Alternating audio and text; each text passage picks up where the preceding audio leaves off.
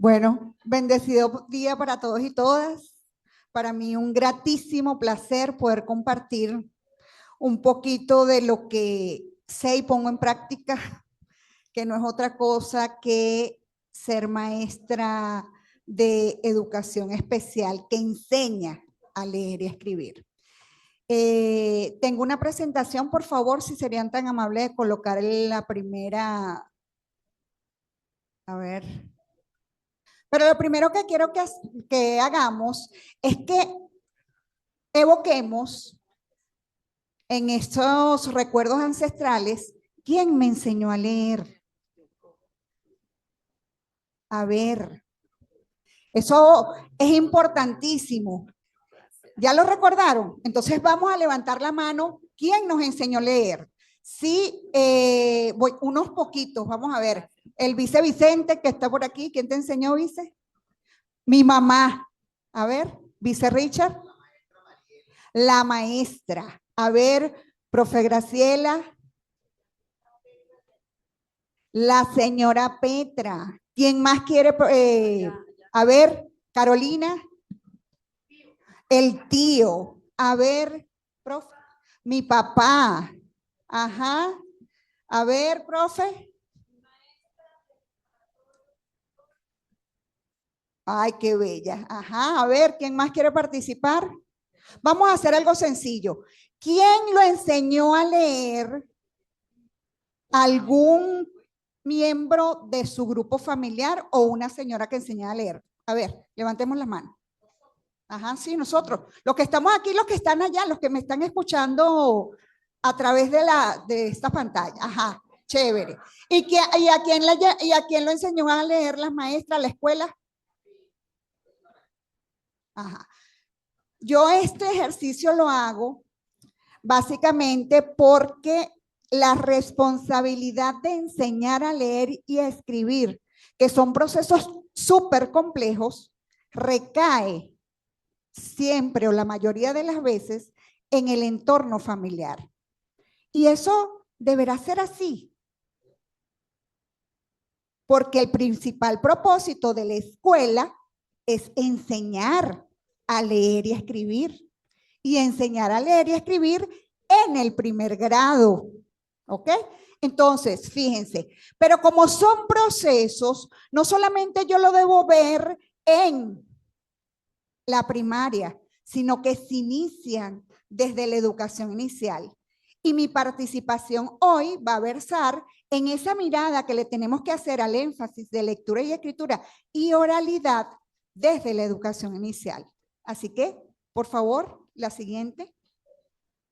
La lectura y la escritura desde la historia, pues se sustentan como prácticas sociales. Y como prácticas sociales debemos enseñarlas en la escuela. La escuela, esa escuela que históricamente tiene esa responsabilidad. Pero lo vemos aquí, la hemos deslindado hacia el entorno familiar. Nuestra mamá, nuestro papá, nuestras tías a lo mejor no tenían las herramientas y usaban técnicas, estrategias, psicoterapias, psicoterrores, exactamente, que nos alejan o nos alejaban de esa aproximación o esa vinculación emocional que yo tengo que tener con estos procesos tan complejos. En la escuela actual, esos procesos requieren de prácticas cada vez más diversas, porque si esas prácticas se diversifican, atendemos a la diversidad de nuestros niños. Nuestros niños son diversos, todos aprenden a diferentes ritmos, con diferentes estilos, con diferentes estrategias. Por eso es que debemos desestimar que las prácticas escolares se conviertan en prácticas homogenizadoras, pretender que todos aprendan al mismo tiempo lo mismo y con una sola estrategia, estamos siendo cercenadores de el reconocimiento de lo diverso, que es lo que tenemos en constante vinculación. ¿Me puedes pasar la otra, por favor? Entonces, el propósito de la educación tendría que ser incluir a nuestros niños y niñas en comunidades lectoras y escritoras, así no lo hagan de manera convencional. Porque ¿quién no ha visto a un niño de educación inicial que pasa un cuento que su papá repetidas veces, como lo dijo el ministro, le ha leído un cuento y se lo sabe y te lee y él está construyendo sus significados, porque leer, escribir es construir significados, es expresar sentimientos con unos signos gráficos que son arbitrarios, porque nadie me los enseñó, pero que están, que existen y que lo debemos enseñar bien, porque esa es nuestra labor. Un maestro que ame esto, que sienta y que vibre, se hace todo esto, tiene en su bolso, en su maleta, en su donde sea, porque así somos los maestros. Tenemos cosas para que nuestros niños tengan el contacto y no lo pierdan nunca. Tenemos cuentos, tenemos tarjetas que dicen cosas, tenemos adivinanzas, le damos oportunidad. Entonces, esas oportunidades tienen que versar en ofrecer desde el inicio diversos tipos de textos. Los niños tienen que leer adivinanzas, tienen que escribir adivinanzas, aunque no lo hagan de manera convencional. Los niños de 3 y 4 años son fabulosos con esa memoria, porque como todos los niños que tienen sus procesos psíquicos indemnes aprenden. Y van a aprender porque la maestra que intencionalmente sabe qué es lo que va a enseñar, ala ese desarrollo de ese niño. Luego también, pues, darles verdaderas razones para que escriba. No vamos a pedir a un niño que escriba una carta sin un destinatario. No vamos a pedir que escriba un mensaje de felicitación de cumpleaños para alguien que no esté cumpliendo cumpleaños. Entonces es eso, hacer de la producción de textos y de las lecturas actividades que se conviertan en uso cotidiano, en uso diario, que lo utilicen, que ellos vean que sirve para algo. La lectura sirve para leer una receta médica. Cuando mi mamá me lleva al médico y el pediatra me dice que me tengo que tomar 2 cucharadas de un remedio, para eso sirve leer y escribir. La lectura y la escritura tienen que transversalizar todas las acciones que los docentes acometemos en nuestros espacios educativos. Porque un niño que lee, un niño que escribe, como lo dijo la vice Gisela, se transforma. ¿Y se transforma en quién? Se transforman en ciudadanos, en buenas personas, en personas empáticas. Y eso no lo dice Jennifer Salazar, que también lo dice de paso, sino que lo dicen muchísimos estudios. Entonces, ¿qué debemos hacer desde la educación inicial? Intensificar el tiempo que le dedicamos a las prácticas sociales de la lectura y la escritura. Nadie puede pretender que emerjan las cosas si tú por lo menos no abonas ese terreno. Nadie puede enseñar lo que no sabe y lo que no hace. Por eso es que esta conversación pretende que nosotros reflexionemos sobre la importancia que tienen estos procesos, porque un niño que lee y escribe desde el inicio es un niño que va a tener acceso a toda una fuente de información rica que está en el mundo que lo rodea. Entonces, la siguiente. Con el compromiso de la escuela como epicentro de la acción social, debe permitir el desarrollo de la oralidad, de la lectura, de la escritura, para que garantizar que nuestros niños de la patria se conviertan en ciudadanos y puedan utilizar el lenguaje de manera acertada, asertiva, porque el lenguaje nos determina. Usted le dice todos los días a un niño, eres inteligente, eres valioso, gracias por tus aportes, mira qué bello, ¿sabes? Ese niño va a tener su autoestima fortalecida y va a poder reflejar eso en donde lo queremos, en la ciudadanía, en los espacios, en las escuelas, en todas partes. Entonces, iniciar la lectura y la escritura desde la educación inicial no comienzan, los niños no comienzan este largo proceso, porque además es un largo proceso y complejo, desde la escuela primaria de primer grado, no.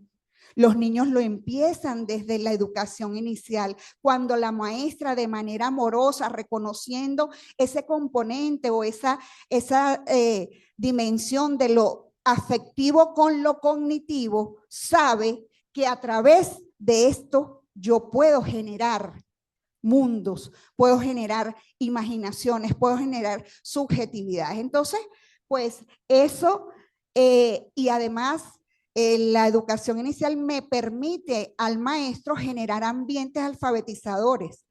¿Qué significa eso? Ah, bueno, que todo tenga un sentido, que si yo voy a colocar aquí cama, es porque en el espacio donde está el espacio de imitar, representar, está una camita que dice cama. Y entonces ese signo se va poblando, vamos dándole la oportunidad a nuestros niños de poblarle su psiquis para que él pueda tener esos referentes que necesita en esa ruta léxica y esa ruta fonológica para evocar y poder decir, ah, cama, empieza como mi nombre, Carlos, y él empieza a hacer inferencias, comparaciones, empieza a darse cuenta que las letras sirven para algo, que las letras sirven para comunicar. Entonces, en ese sentido, la lectura y la escritura desde el inicio permite a los niños que se perfilen hacia la participación activa, crítica y reflexiva de la lengua como instrumento de comunicación con sentido de hipertinencia social. El niño allí se va a dar cuenta que escribe para comunicarse, que se lee para poder abordar, poder avanzar en muchas cosas y que la lectura sirve para algo. Porque cuando los niños no, tú le dices, le están en prácticas tradicionales, más M con A, más, ¿qué significa eso? Una cosa tan absurda como que nos encontramos en los libros silabarios como papá pule la pala.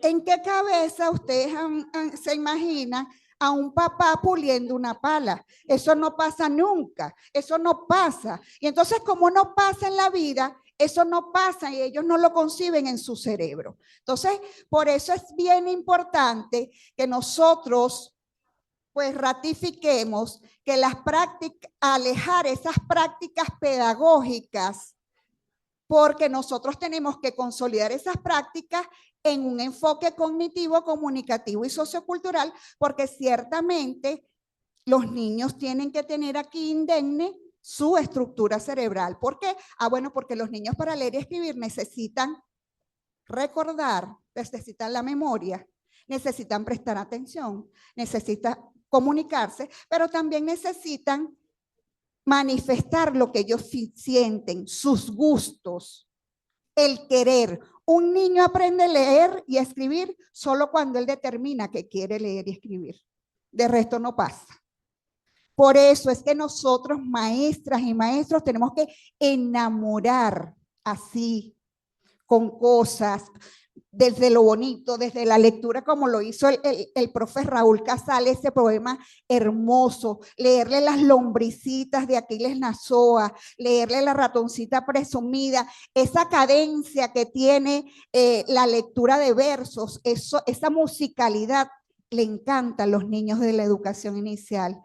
Y pues los predisponemos a que más adelante, cuando ellos vayan a asirse de esos procesos de manera formal, lo hagan de manera amorosa, lo hagan con un relacionamiento afectivo positivo y nos deslindamos de que la lectura y la escritura son procesos mecánicos y hasta irrespetuosos de la diversidad y de la individualidad de nuestros niños, porque los niños del siglo XXI, pues son niños que te hablan, son críticos, que dicen cosas. Hay niños de 3 años que ya te comunican lo que sean, sus deseos. Y entonces a eso nosotros nos tenemos también que acoplar, porque nosotros no podemos pretender educar a niños del siglo XXI con pedagogías del siglo XX y maestros del siglo XIX. ¿Qué es eso? Entonces, pues, nosotros, y por eso quiero que miremos este microvideo que le estoy presentando allí. A ver, play, por favor.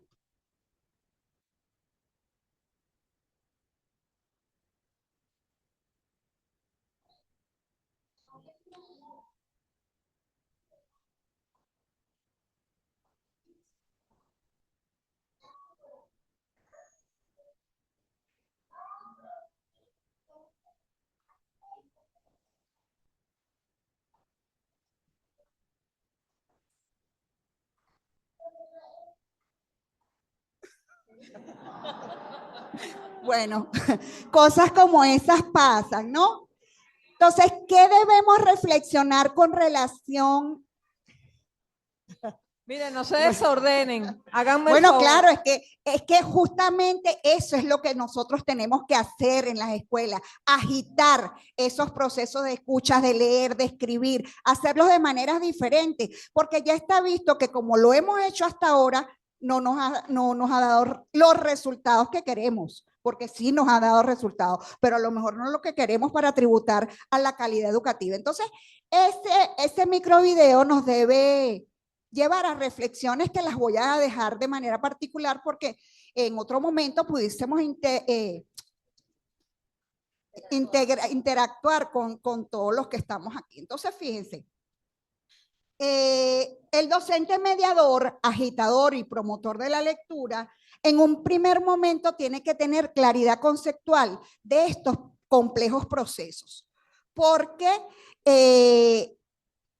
usted tiene que saber dentro de esa diversidad que existen métodos para enseñar a leer y escribir, pero que no todos los métodos son efectivos para determinados niños o niñas. Entonces, hay que saber, maestro, hay que saber para con ese saber hacer, que es lo más importante. Cuando nosotros le damos la oportunidad que ese niño y lo caracterizamos, que es en el segundo momento, la caracterización lo conocemos. Y este es un elemento de la educación especial que nosotros queremos introducir en la educación inicial y en la educación primaria, que además es muy valioso metodológicamente porque me permite descubrir y evidenciar la situación actual de ese niño, en qué nivel de comprensión de la lectura está, en qué nivel de construcción de la lengua escrita se encuentra, porque tenemos que darle a esos niños la oportunidad de transitar en esa zona de desarrollo próximo, como lo dice Vygotsky, pero con intencionalidades. Si yo sé que mi niño está en un nivel de la lengua escrita, silábico, ¿qué hago yo en ese espacio que está allí de mediación para llevarlo a su zona potencial? ¿Y cuál es la zona potencial? Que él pueda, luego de todas esas oportunidades que les estamos dando, apropiarse o transitar de manera amorosa, de manera plácida, de manera en ese proceso complejo. Leer y escribir no es un proceso fácil. Y a lo mejor eso es lo que nos falta, comprender que esos procesos tienen implicados muchísimos factores, pero uno de los principales factores es el socioemocional. Un niño, pues para leer, tiene que querer leer. Y nosotros maestros tenemos que darles de leer. Entonces, si nosotros asumimos que leer y escribir es construir significado y que escribir es expresar lo que se siente con fines comunicativos, entonces nuestros niños y niñas que están en la educación inicial lo hacen, pero no de manera convencional. Entonces, eso es importante que nosotros lo creemos, porque además nosotros estamos luchando aquí en esta escuela con cosas como esta y vamos a ver este siguiente video. A ver. Ay,